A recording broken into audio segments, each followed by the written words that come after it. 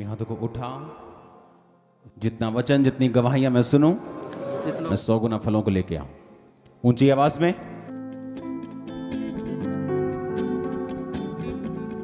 तारीफ करो जोर से।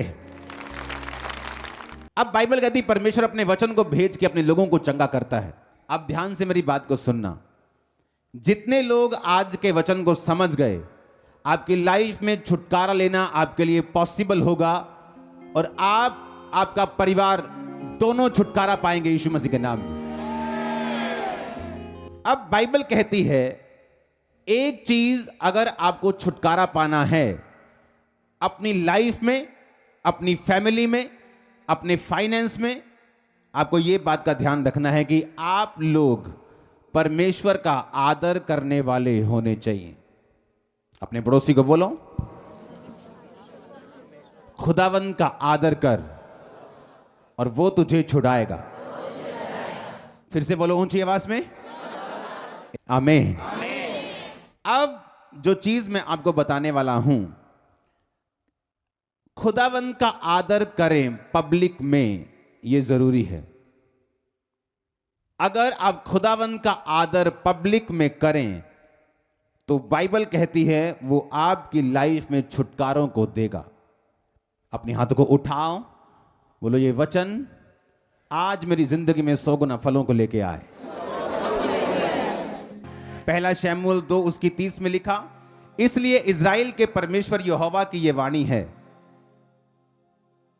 कि मैंने कहा तो था कि तेरा घराना और तेरे मूल पुरुष का घराना मेरे सामने सदैव चला करेगा, परंतु अब यहोवा की वाणी यह है कि यह बात मुझसे दूर हो, क्योंकि जो मेरा आदर करे मैं उनका आदर करूंगा, जो मुझे तुच्छ जाने वो छोटे समझे जाएंगे। मेरी लाइफ का एक्सपीरियंस है, जिन लोगों ने परमेश्वर का आदर किया है, परमेश्वर ने उन लोगों को बंधनों में नहीं रखा। वो फाइनेंस के हों, लाइफ के हों, बॉडी के हों, स्पिरिट के हों, चर्च के हों, आत्मिक हों, सोशल हों, पारिवारिक हों, मैरिटल हों, कोई भी हो, आप आजाद होंगे यीशु के नाम। जस्ट उसने कहा अगर तू मेरा आदर करे तो मैं तेरा आदर करूंगा। अब लोगों को यह नहीं मालूम कि मुझे परमेश्वर का आदर कैसे करना है, क्योंकि यशाया में लिखा, परमेश्वर ने कहा ये लोग होठों से तो मेरा आदर करते हैं। जय मसीह की बहन जी, praise the lord, hallelujah. Church के एल्डर, चर्च के लीडर, पर परमेश्वर कहता उनके दिल मुझसे कोसों दूर हैं। कैसे मालूम कि तुम परमेश्वर का आदर करते हो? मैं आज वचन से आपको बताऊंगा। क्या होठों से आपको खुदावंद का आदर करना है या कुछ कर्मों से आपको उसका आदर करना है? इसलिए दाम लेकर तुम मोल लिए गए हो, अपनी देह के द्वारा परमेश्वर की महिमा करो। पहला आदर करना है पब्लिक में। कैसे? बोलकर? नो। तुम्हारे घरों में जब शादियां होती हैं और तुम्हारे शादियों में जब डीजे बजते हैं और सांसारिक गाने बजते हैं, तुमने परमेश्वर का निरादर किया, आदर नहीं किया। तुम क्रिश्चियन सॉन्ग बजा सकते हो पूरे धूम धड़ाके वाले, तुम्हारे आधे रिश्तेदारों को तो मालूम तक नहीं होगा कि कौन से सॉन्ग बज रहे हैं, वो ढूम ढूम नजर आएगा वहां और तुम नाचोगे, पर होंगे क्रिश्चियन सॉन्ग। पर लोग है तो मसीही, लेकिन जब लोगों में आदर करने का समय आता है, खुदावंद का आदर, तब पीछे हट जाते हैं। और उनके मैरिजेस में शराब चल रही होती है और गाने बज रहे होते हैं और लड़कियां नाच रही होती हैं। उस समय आपने ये प्रिविलेज खो दिया कि आपने पब्लिक में परमेश्वर का आदर नहीं किया। दूसरा, जब किसी के घर में मौत होती है, कोई जीसस क्राइस्ट के पास चला जाता है, उनके शब्दों से मालूम होता है कि वो खुदावंद का आदर करते हैं या नहीं। क्रिश्चियन लोगों को मैंने सुना है, हाय रब्बा तू ऐदा क्यों कीता, तेनू किवें चैन पै गया मेरे इस बंदे नू चक के, क्रिश्चियन लोगों की मैं बात कर रहा हूं। जब पब्लिक में आदर देने का समय आया, उनके घरों की शादियों में या उनके घरों की किसी ऐसी सिचुएशन में जहां कोई प्रभु के पास चला गया, उन लोगों ने परमेश्वर का आदर नहीं किया।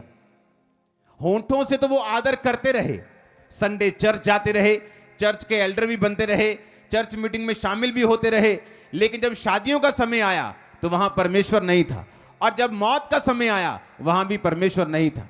और इसलिए परमेश्वर कहता है कि तुम होठों से तो मेरा आदर करते हो, पर तुम्हारे ये दिल जो है मुझसे कोसों दूर है। एक असली क्रिश्चियन शादियों में और मौत में भी खुदावंद की महिमा करना नहीं छोड़ेगा। यह उसकी निशानी होगी कि यह क्रिश्चियन है। हालेलुया। वो ये नहीं कहेगा कि जहां मर्जी दबा दो, जहां मर्जी जला दो, वो ये नहीं कहेगा। वो कहेगा जो कुछ क्रिश्चियनिटी में है, जैसा बाइबल के हिसाब से होना चाहिए, हम वैसा करेंगे। रिश्तेदार लाख खिलाफ हों, जब भी आप किसी ग्रेट पर्सन को देखते हैं, दाऊद को देखते हैं, पतरस को देखते हैं, आज के किसी व्यक्ति को देखते हैं, उसके पीछे बहुत से किए गए ऐसे कर्म हैं जिनके विषय में आप लोग शायद नहीं जानते। परमेश्वर कहता जब तू मेरा आदर करेगा, मैं तेरा आदर करूंगा। जब प्रधानमंत्री किसी का आदर करते हैं, बुलाकर खाना खाते हैं, फोटो खिंचवाते हैं, इनाम देते हैं, तो आदमी फूले समाता है कि फूले नहीं समाता, भाई मेरा आदर हुआ है।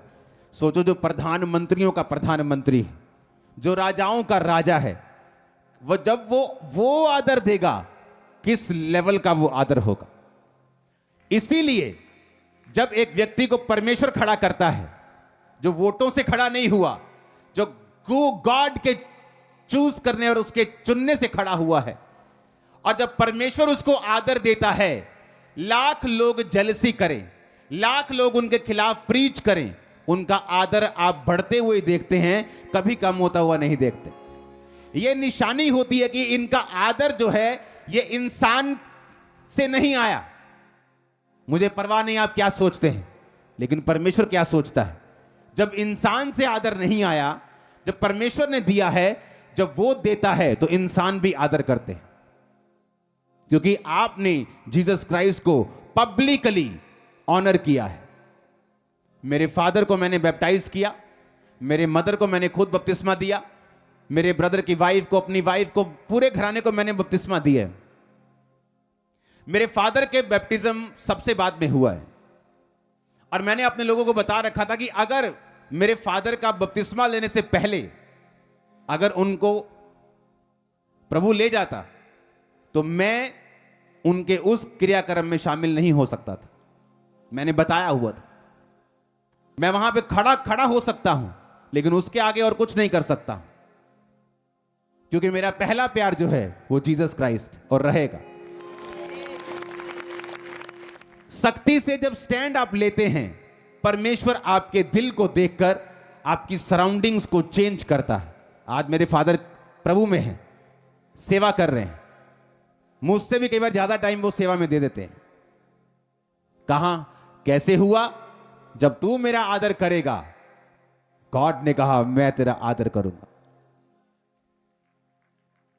कुरिन्थियों में लिखा अपने देह के द्वारा मेरी महिमा कर, पब्लिकली मेरी महिमा कर।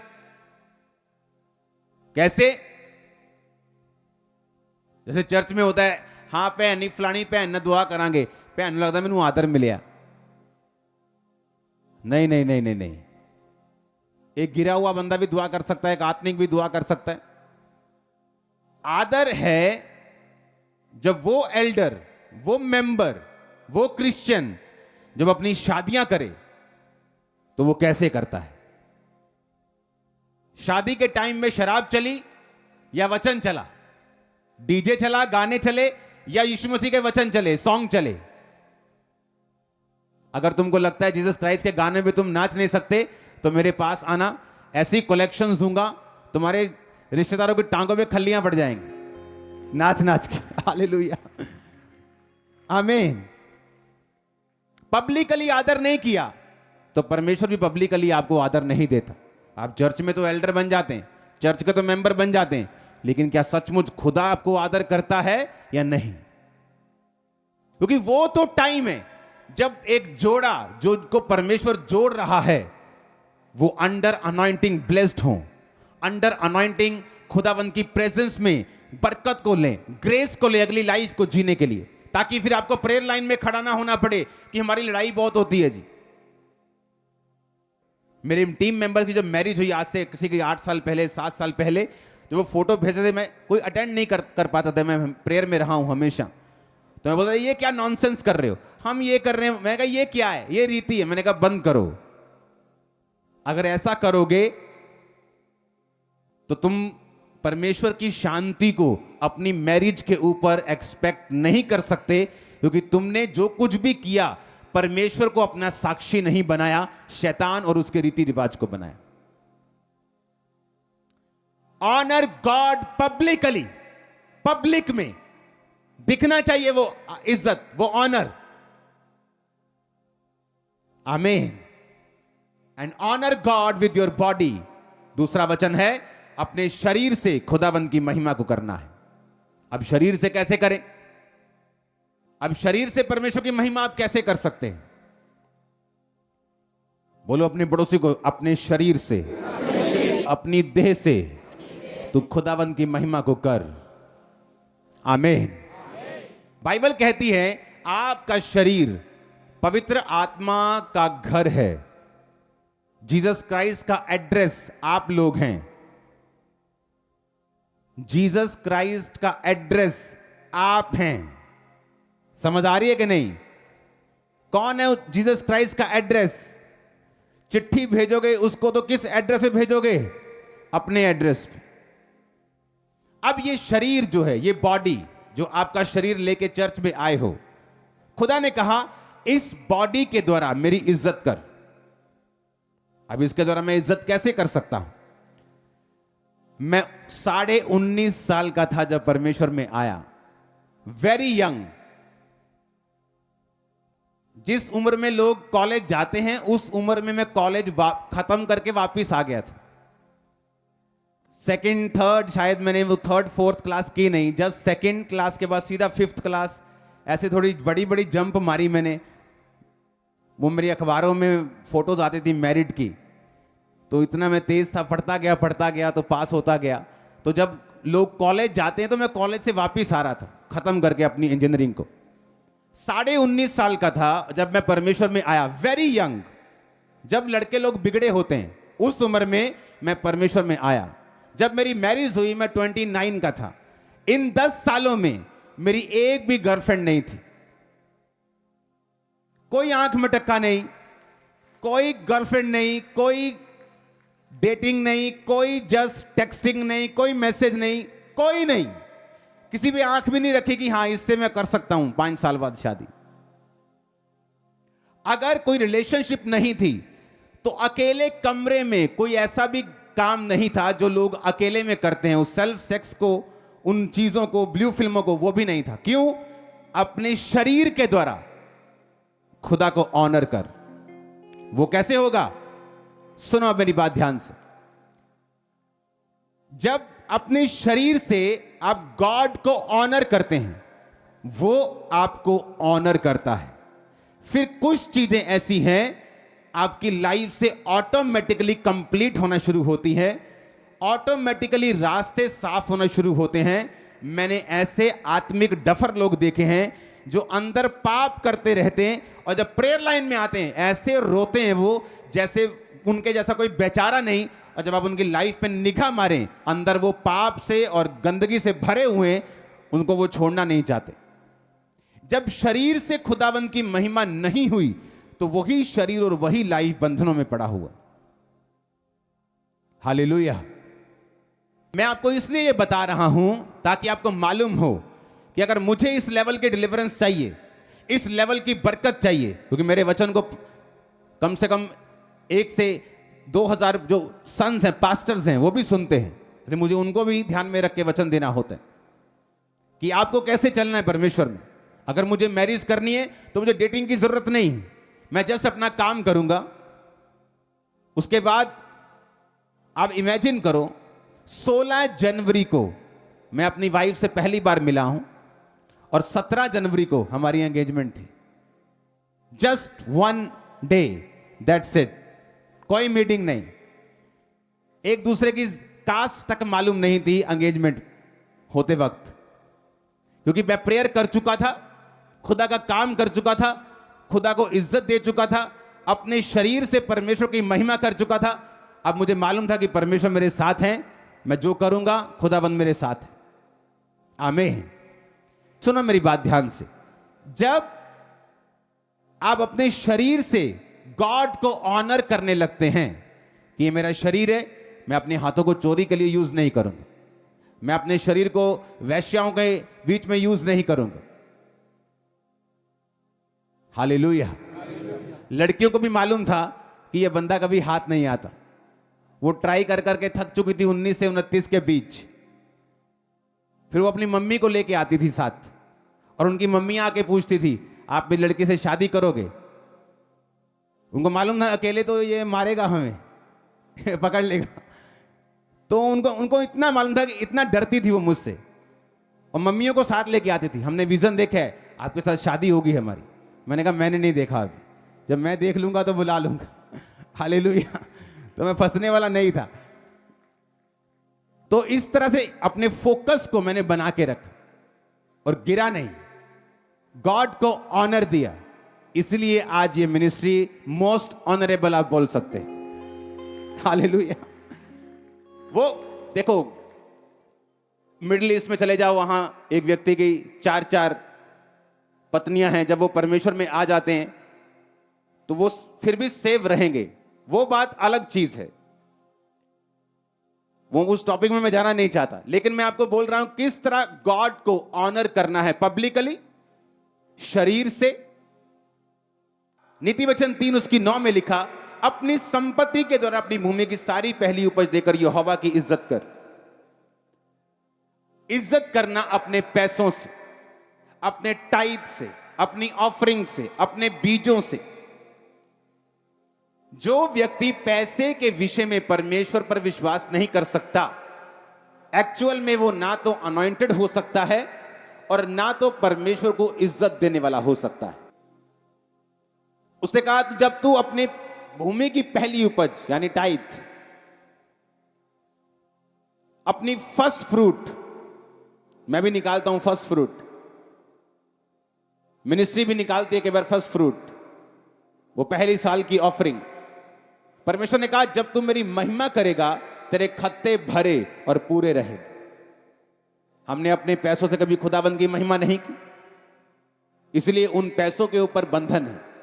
हमने टाइथ पे नहीं किया, हम कर्जे के नीचे रहते हैं, श्रापों के नीचे रहते हैं। जो बचा हुआ पैसा हमारे पास बचता है उनमें कई तरह के फालतू खर्चे हैं, जबकि परमेश्वर ने कहा जब तू अपने टाइथ को देगा मैं फिजूल खर्ची के शैतान को झिड़कूंगा कि वो तुम्हारे फलों को कच्चा ना झाड़ सकेगा। हालेलुया।